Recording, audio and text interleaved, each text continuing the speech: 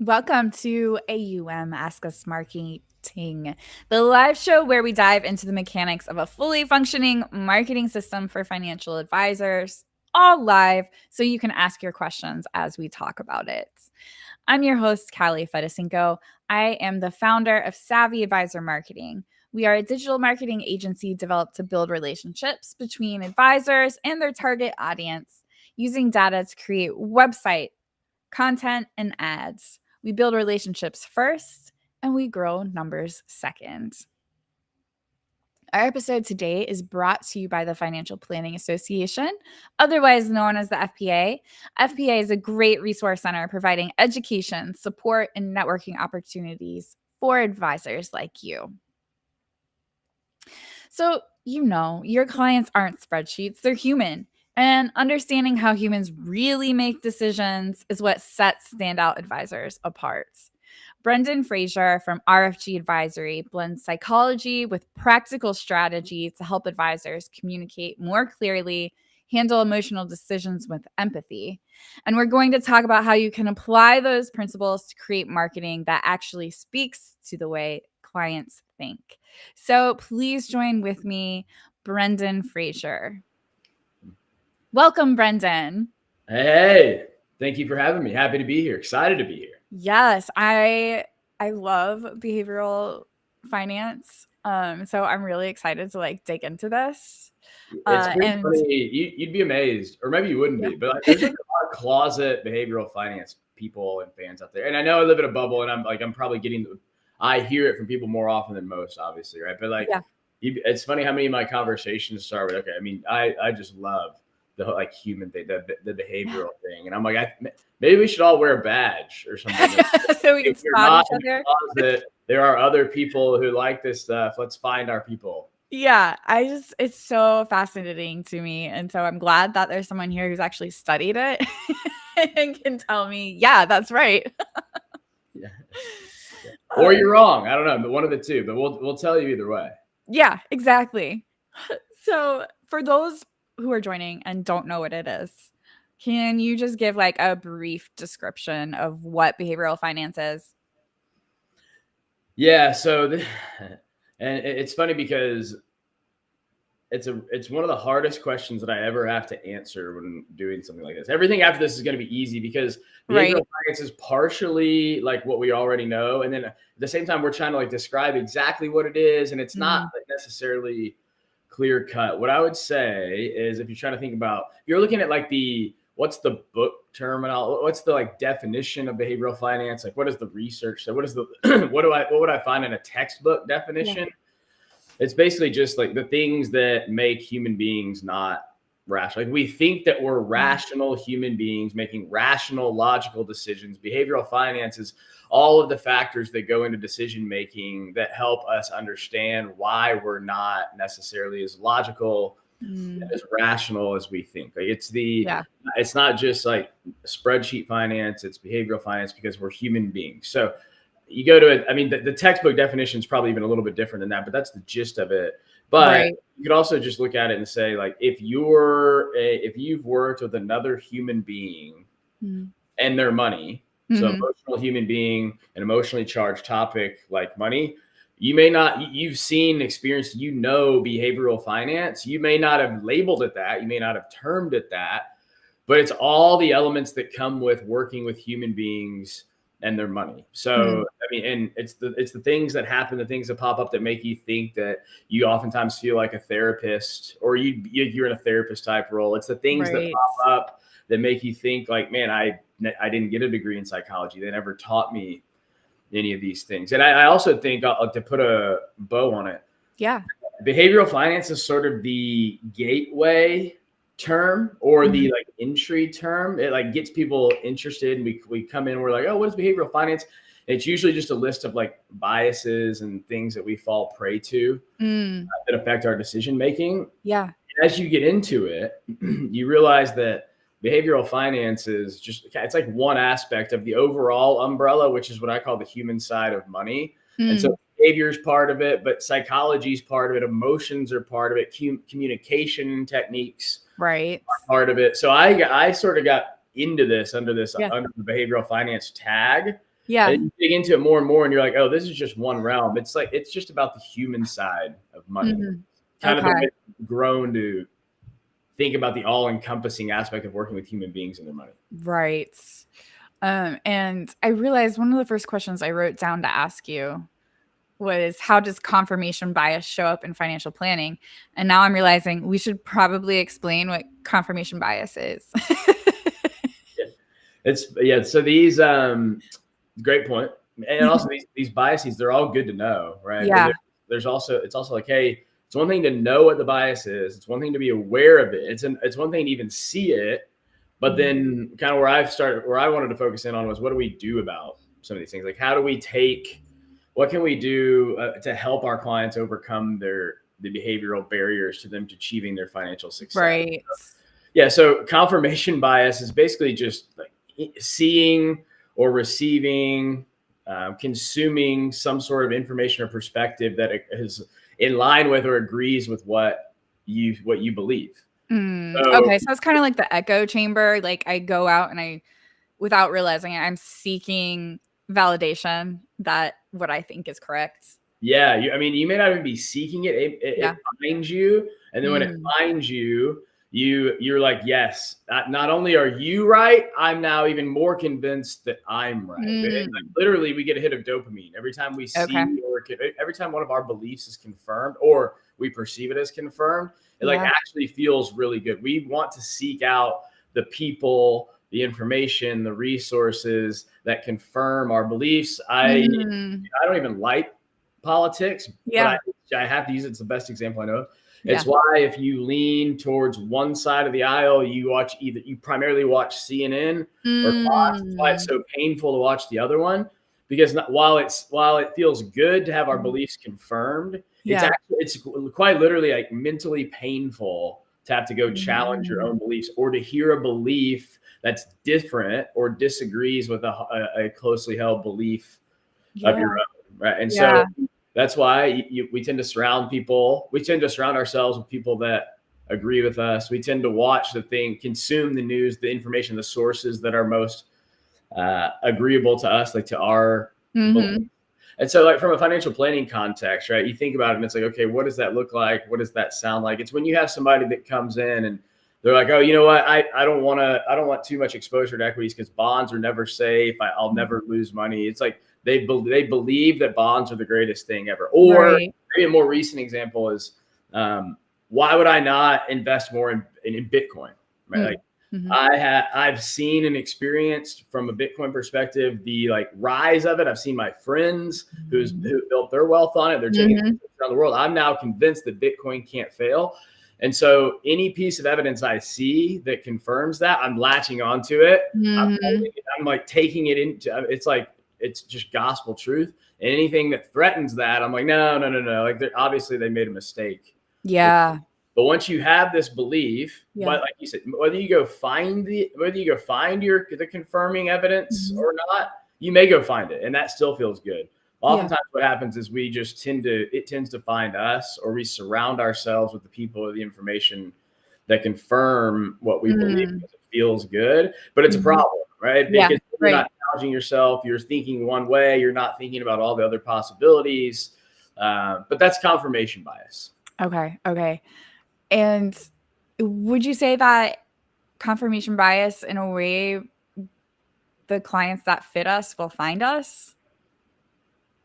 In terms of, are we going to find clients that have confirmation bias? If we are they that are going to believe the same things as us? Yes.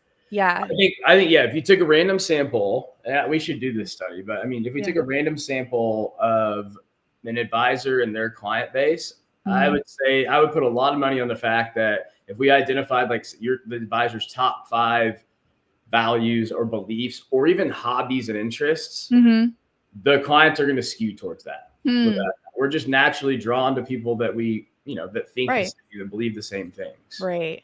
So what do you do when you have a client and they believe something that you know is incorrect? Like, let's just say, they're convinced that Bitcoin's going to be the answer and you're like, "Well, you should really diversify." How do you approach that conversation without making them like you said, physically painful. Yeah. I think that this bias in particular is the hardest. I'm not going to say to get rid of or to overcome, but it's the hardest to navigate through in an effective way, because it's just oftentimes it's just it feels like you're naturally challenging a belief. And remember, it's a belief that's been reinforced most likely, and it feels good. And so you're coming to the other side. You're trying to come from the other side, even though you know that it might be in their best interest. It still feels like a threat to them, or it can, right? And so there's no perfect formula. Sure. But I'll give a couple thoughts or ideas or ways to approach it that I've seen work, that I think work or can work well. Number one, you don't go in with a "I am right" mentality. You go in with a "help me understand your point of view." Okay. And then, well, I want to better understand how you formed this belief, so that I can get a better feel for you and understanding of you. And that way you feel heard and understood before I even try to say anything, right. So I had an advisor one time who had a client they worked with. This client reached out and said, "Hey, I'm thinking about leaving my job and starting my own business." Right? And the advisor looked at all the numbers and the data that they had calculated and been through together for that person's situation, and was like, "Hey, I don't think that's a good idea." And it doesn't mean that the advisor was wrong. Right. Like, on a spreadsheet, the advisor was probably right. It wasn't the smartest decision, but the client, like they talked about it, blah, blah, blah. The client at one point came back and said, they're like, "Even though I think you were right, I didn't feel like you took the time to hear out what I was thinking, why I was doing it. The fact that I wasn't just making I woke up in the middle of the night and had a great idea decision. I had a spreadsheet calculated out of how long I could dip into my savings to make this thing work. And I felt like you didn't know any of that." So the right advice without like a level of understanding is never going to land. Right. Second thing I would say is, when it comes to, once you do that, then just going hard and fast at somebody with facts and logic oftentimes doesn't work. You kind of want them to convince themselves that, oh, maybe I'm not looking at, maybe I'm missing something. Right. Maybe I need to open my mind. And so just trying to ask questions like, is it possible? I wonder if it's possible. Let's use an example. Okay. So let's say somebody says Bitcoin, right? Like, I need to put at least half my money in Bitcoin. It can only go, it's going to go up. It's going to keep going up. You want to be a thinking partner and think and have them think and go, all right, before you do that, it's my job to help you think through these things. Is it possible? Is there a world in which 10 years from now, Bitcoin, it hasn't just gone up?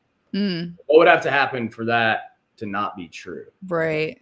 Or is it possible that if you're wrong, there could be some implications? What would those implications be? So you're not telling them, you're not saying, "Hey, here are all the scenarios where Bitcoin could fail." Right. You're just saying, "Hey, let's think through this together," because you want them to come up with the answer. Because everybody knows this. Sometimes I think we often forget it, but like, our ideas are always the best ideas, not somebody else's, right? My ideas are always better than my wife's ideas. Even when I'm like, "Hey, babe, I've got an idea," and she goes, "Yeah, well, I mentioned that 2 months ago." I'm like, "Yeah, well, 2 months ago, it wasn't a good idea. It wasn't mine.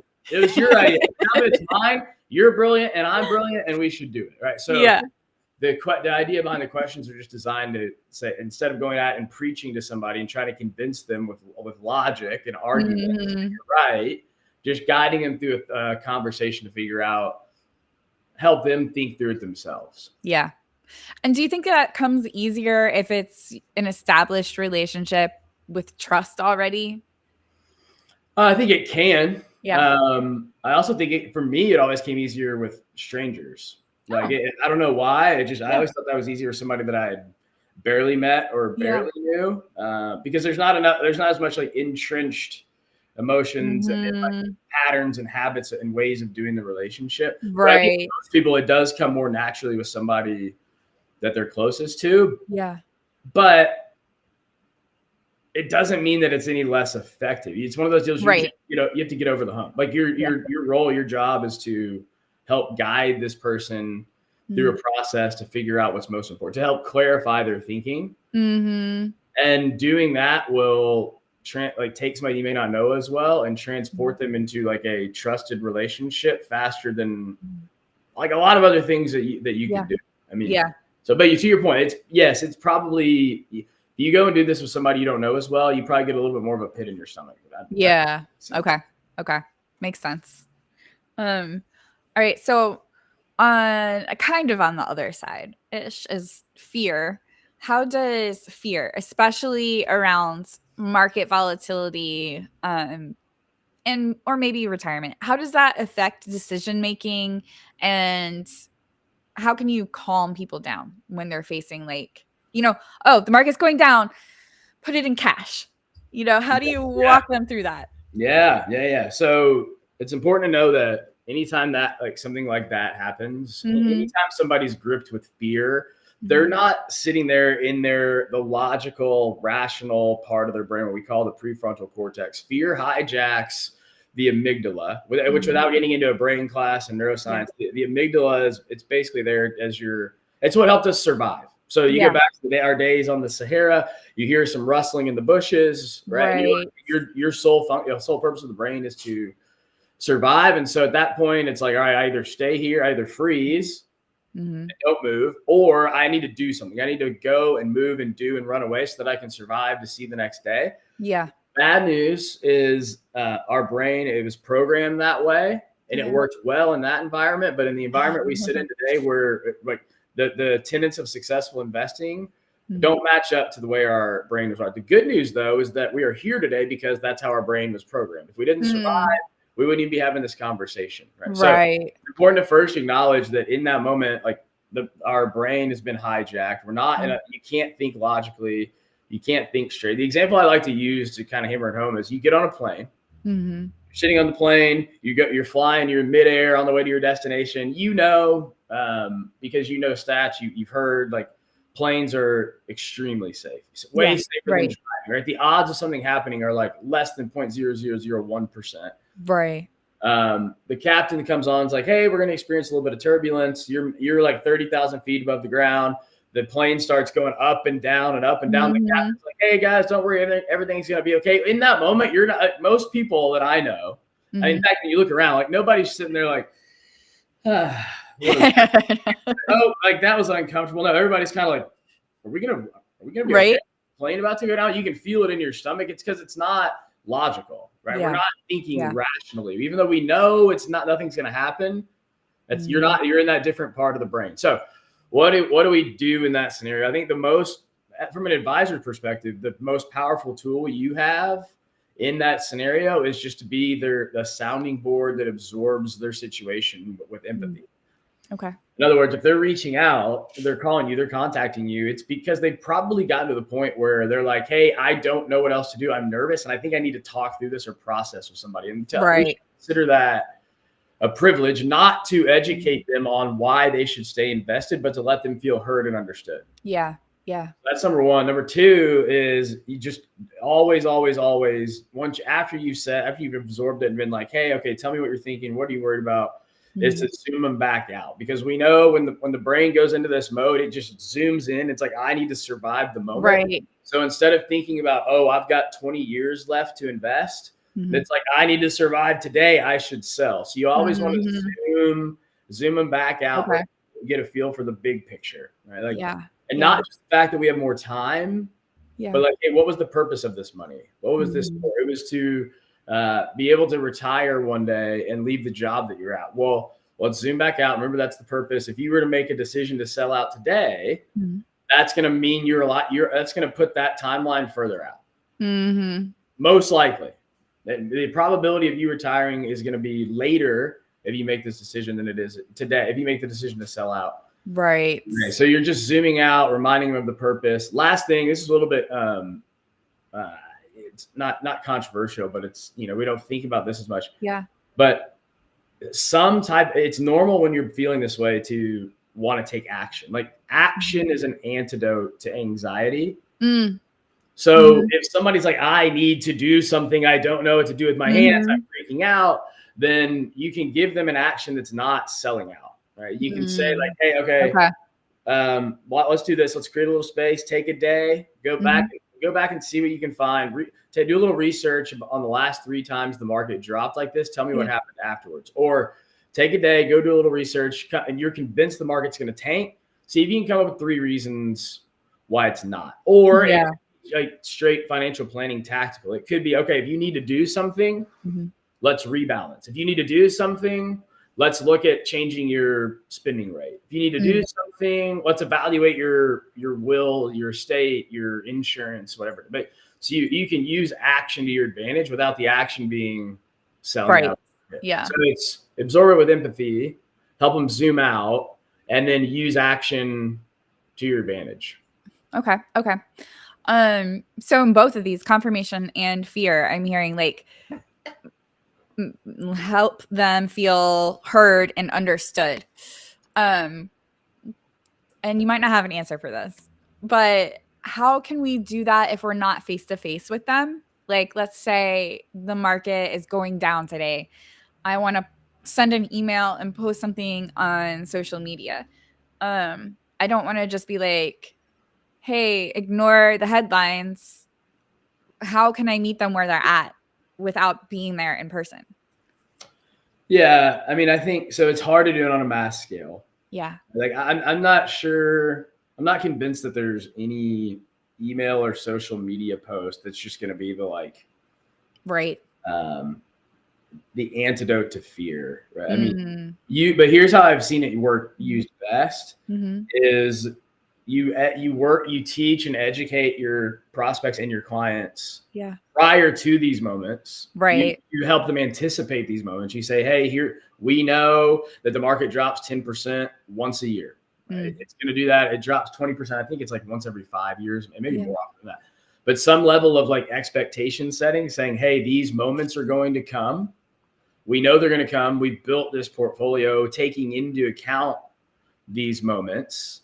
And here's why when it comes, here's what we want you to think of. Here's what we want you to do. So there's a lot of like prepping and setting expectations around it to try to tell them, hey, here's what to expect, and give them some, we'll call it coping mechanisms for when it happens. And then when I say I've seen it work best, it's the combination of prepping, teaching the expectation. And then when the time comes, then you can send an email, you can put on social media and say, and like, just basically say the same thing that you said. And it reminds them of, hey, here's what we've talked about before. It just reinforces in the moment the things that have already been talked about or taught in a time when they weren't highly emotional and prone to being making an emotional decision. It's like, hey, we talked about this when you were in a logical state, and we're hoping that it hits it the same way again and draws you back later on when you're not in that same state, when you are emotional and worried and fearful.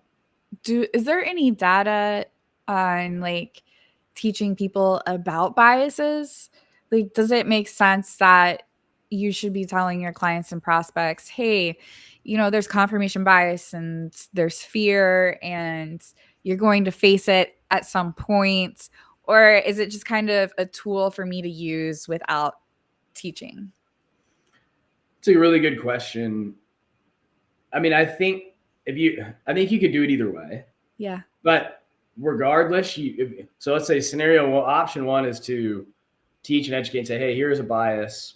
I'm going to let you know you have this. Here's what's going to come up. It's confirmation bias. When you watch the news, it'll confirm you. But I think that can be helpful. Let's say option 2 would be to not label it that, prep it that way, and then just help overcome it in the moment. I think at the core, no matter what you do, the most helpful thing you can do is going to be how you react and help when it shows up. Like, whether you label the bias or not, like labeling is just kind of like the first step.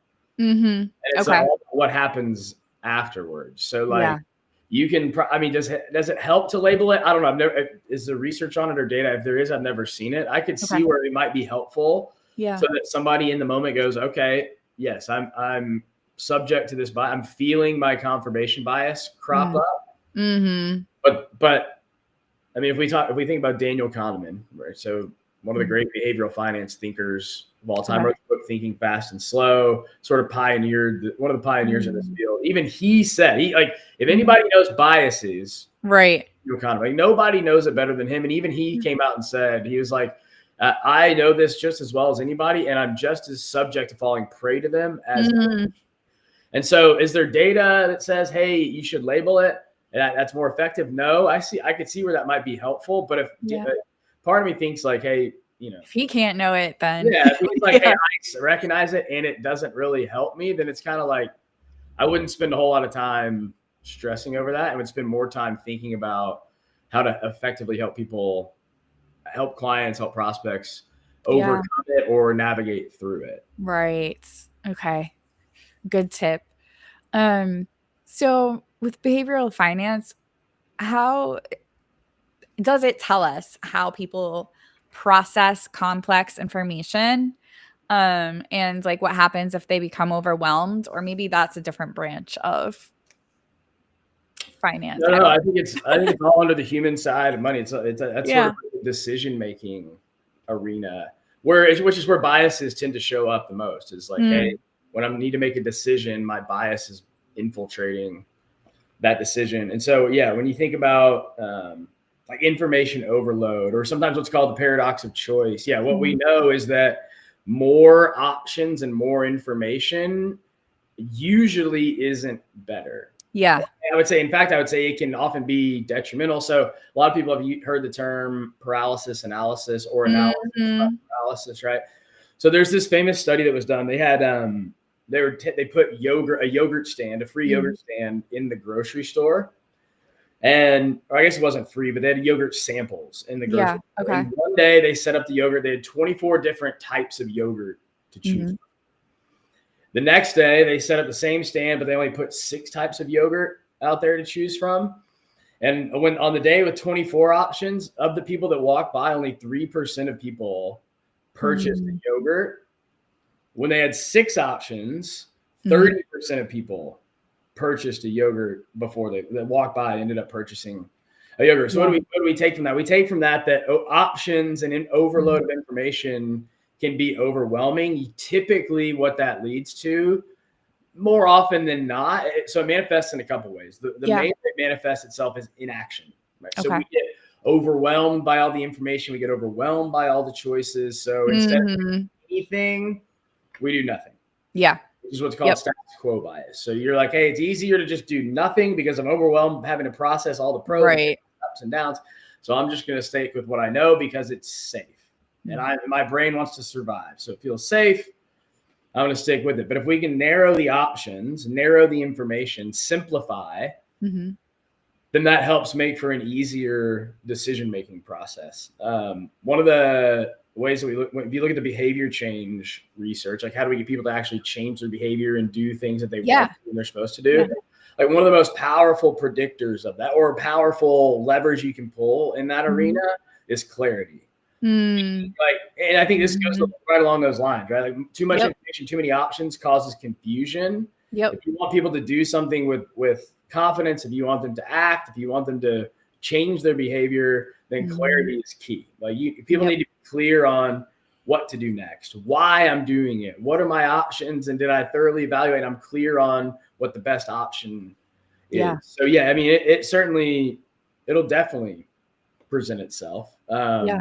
And it's just important to be aware of and go, all right, can I simplify this, or am I overwhelming this person? Are their eyes glazing over? Mhm. Um, and oftentimes that's a really easy explanation as to why prospects aren't moving forward, as to why Yeah. clients aren't taking the next step or doing some of the things you recommended that they do. Yeah. We see that a lot with websites. There's just too much information. Oh yeah, Yeah. I mean yeah, well yeah, exactly. I mean that's a perfect example, right? You hop Yeah. on there and you're like, and that's why you see people spend like an average of like 6 seconds per page because it's like Mhm. that's a lot. Well, that's a lot of words. Also, I've Yeah. got 4 more tabs I need to click through to make sure I gather all the information. Right? Right. It's like, yeah, I the minimalist websites that exist out there, I'm in awe of. It's like, Yeah. hey, yes, thank you. That is much more clear. Makes a lot more sense. Right. Yeah. And we also use the phrase a lot in the marketing world. Confusion kills sales. Just like you're Yeah, saying, when there's too much, it's confusing. Yep. Clarity over clever. Complexity for show, simplicity for dough is how they say it. Which Oh. maybe not for money, whatever, but like whatever your purpose. Make it complex. That's probably for you. The more you can simplify, the easier it is for the person to make decisions to do all the good things. Yeah. Okay, we've heard that, and we've seen personal stories are really effective in making that emotional connection. Why are they effective in helping clients understand their financial plan and staying the course? Like, what is happening in the brain? Yeah, there's actually, we could go into the studies themselves, but just to make it simple for now, like they go and they scan people's brains, right? They do these different brain scans to test a lot of different things. And what they find is that people who are on these scanners, when they're listening to a story being told, it lights up more areas of the brain. Like their brain is more active, and especially in like not the logical areas, but the more like emotional areas where there's like sensory detected, where your emotions generated. And so another way I've heard it put, or another way I've heard it described is that, and this may not be quite literally the case, like in the brain scan, but like just to conceptualize it, is that stories tend to bypass, like as you're telling a story, communicating a story, what it does is it often bypasses the like logical part of the brain, the part of the brain that's like, is this a fact or not? Do I believe it is not? Bypasses that and goes to the more emotional area of the brain where stories are received and processed. And so the quote that I really like, and I can't remember who said it. I wish I could probably find it. Is that stories emotionalize information. So if you have something you want to present, facts, information, data, that can be good. But we know that if you could choose to deliver a message to one part of the brain, be it logical or emotional, and you're trying to help somebody, trying to get a prospect to become a client, or you're trying to help a client follow through and do the things they need to do. Right. You want that message to be delivered directly to the emotional part of the brain, because that's usually what drives decision making, right? So if you can take a story, it emotionalizes information, it hits differently, and the client or the prospect responds differently because it's quite literally in a different area of the brain. Yeah, I like that. And it's still kind of newer, but video is a great way to connect. It's a great way to tell stories. Is there any data yet on like a video story versus a text story? Not that hang on. There probably is. I wouldn't doubt it. But not that I've seen or come across or had any time to. I think it's a great question. Yeah. Is the medium or the channel through which the story is told, does that impact the receiving of the story? Yeah. I don't know. It's great question. We'll have to do some research. Yeah. Get ChatGPT on it. Hang on. Let me fire him up. Yeah, right. Okay, so I've gone over the 30 minutes allotted time. As we close out, is there any one thing that you want advisors to remember about behavioral finance?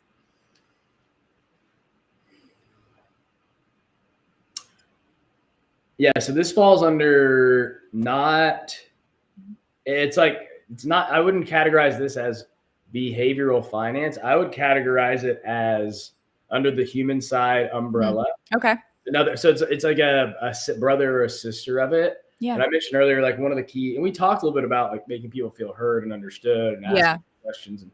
But I think that listening with empathy and curiosity, I've said many times that listening with empathy and curiosity is like the single most important skill you can have, hone, or train and develop as an advisor. Most people don't. There's a book back here. Most people don't have more than one or two people in their life they feel like truly listen to them. Listening is really, really hard to do, especially when you do it well. But if you do it well, not only will it separate you from other advisors, not only will it put you like up there close to some of the relationships, some of the like most important people in their lives, but it's just going to help you do a better job at financial planning because you're going to learn more, you're going to uncover more. By the way, they're going to trust you more, they're going to refer more, they're going to follow through more. But those are that's a whole other podcast episode. Yeah, right.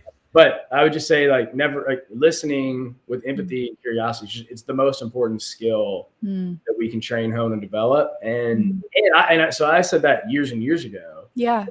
I've just confirmation bias in action. I've doubled down on it with all of this and seen other people do the same. With this advancement or this attention put on AI and technology and its abilities and its capabilities, like what does that mean for the role of an advisor? Well, I don't think we know for sure, but one thing we do know for sure is that there are certain things that a computer and technology can't replicate. That it's a skill sets that we have that they can't replicate. And listening with empathy and curiosity would be probably at the top, if not right up there, like banging on the door to be at the very top. Right. Yeah. How do you stand out? By listening. Yeah, it's somewhat counterintuitive. I think we all believe it deep down somewhere, but it's just really hard to do. It's really hard to trust when you're sitting there with somebody. Right. That can feel heard and understood. It's going to be like the ultimate relationship cheat code.